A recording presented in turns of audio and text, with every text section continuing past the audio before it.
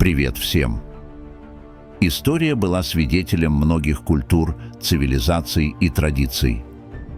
Археологи, раскопки и древние руины проливают свет на историю человечества, предлагая универсальное понимание. Они копают землю, чтобы обнаружить следы прошлого с помощью археологических раскопок. В ходе этих раскопок обнаруживаются останки культур и цивилизаций, и открывается новое окно в историю человечества.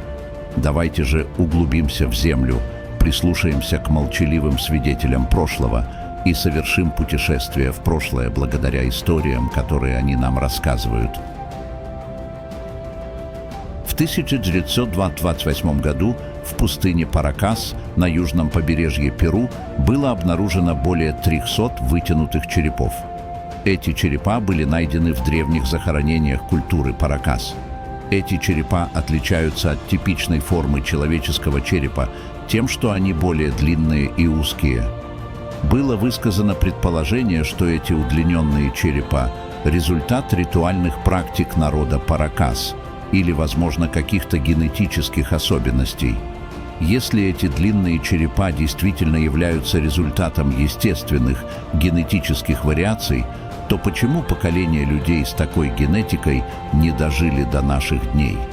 Или, если эти черепа были созданы искусственно, какова была цель этих ритуальных практик для народа Паракас и какую роль деформация длинного черепа играла в этом обществе?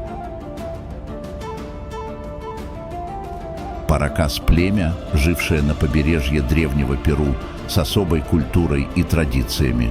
Народ Паракас особенно славился своим текстилем и керамикой.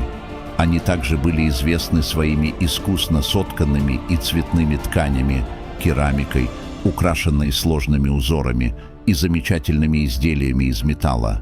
А сельское хозяйство было их основным источником средств к существованию. Они зарабатывали на жизнь, занимаясь земледелием в горах Анд и в их долинах. Кроме того, внимание исследователей привлекает их система верований и религиозная практика. Убедительных доказательств того, что длинные головы связаны с их религией, нет. Однако существует множество теорий относительно их длинных черепов.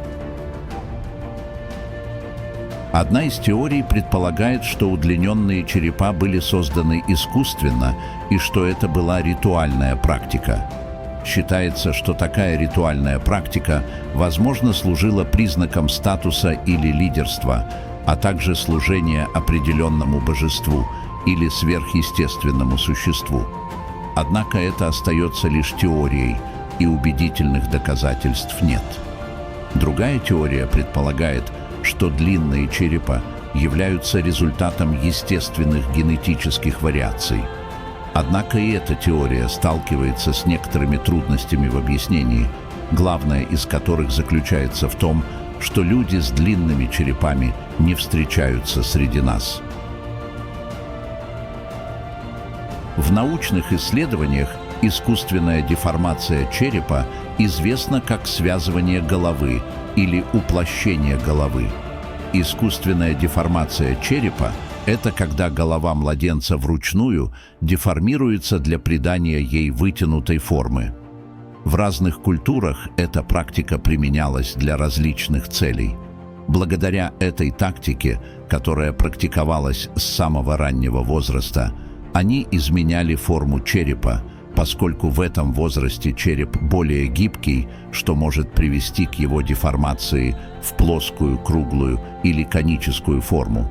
Обычно обычай связывания головы начинается через месяц после рождения и продолжается около 6 месяцев.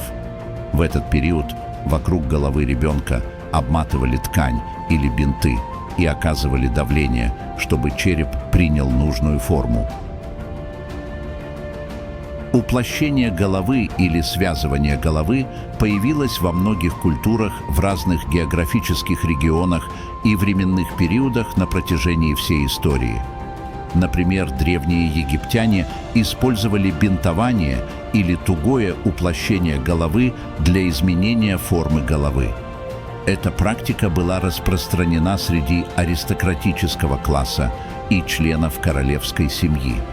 Подобная тактика была распространена в Центральной Америке, особенно в цивилизациях майя и ацтеков. В этих культурах изменение формы головы делалось для обозначения социального статуса или религиозных убеждений. Некоторые африканские племена также практикуют уплощение головы.